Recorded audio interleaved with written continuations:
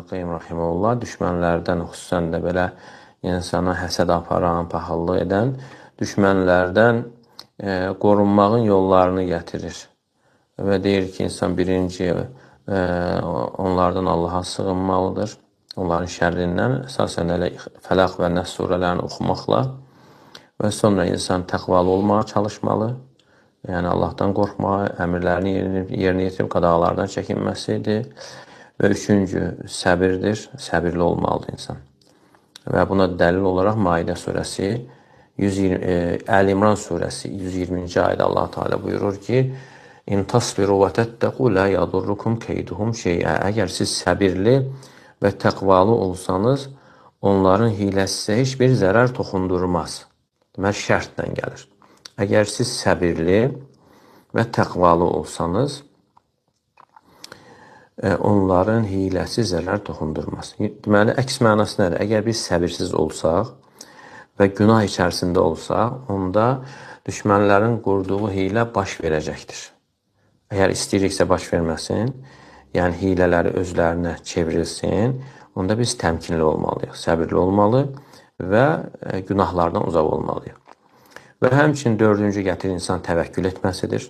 Niyə görə? Çünki təvəkkül elə bir əzəmətli ibadətdir ki, təvəkkül edənə birbaşa Allahın özü yardım edir, kifayət olur. Allah Teala buyurur ki, وَمَنْ يَتَوَكَّلْ عَلَى اللّٰهِ فَهُوَ حَسْبُهُ.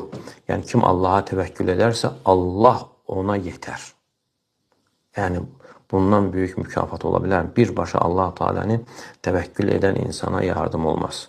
Sonra beşinci gətirir ki, insan elə insanları qəlbinə salmamalıdır, ürəyinə salmamalıdır, onu dərdə çevirməməlidir. Birincisidir, əgər sən onu dərdə çevirirsənsə, sənin ixlasında problem var. Əgər sən bir işi ixlasla Allah üçün edirsənsə, kiminsə belə etdiyi hərəkətlər sənə təsir etməyəcək. Demək, təsir edirsə, onda elə çıxır ki, sənin ixlasında problem var. İxlasını düzəltməyə çalışmalısan.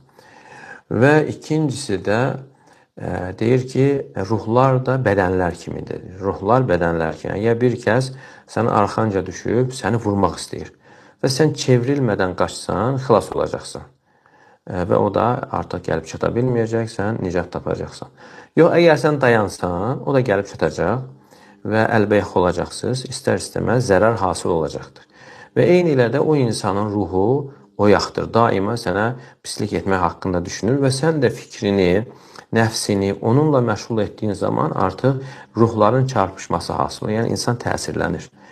İnsana mənəvi əzab olur. Ona görə insan ürəyinə salmamalıdır. Və altıncı isə bunu yaxşı demək asandır. Necə insan bunu ürəyinə salmamalıdır? Bunun yolları nədir? Yollarından da gətirir ki, insan qəlb əməlləri ilə qəlbini abadlaşdırmalıdır. Qəlb əməlləri var. Məsələn, ixlas qəlb əməlidir. Təvəkkül qəlb əməlidir. Qorxu qəlb əməlidir. Sevgi qəlb əməlidir. Ümid qəlb əməlidir. Və digər qəlb əməlləri var.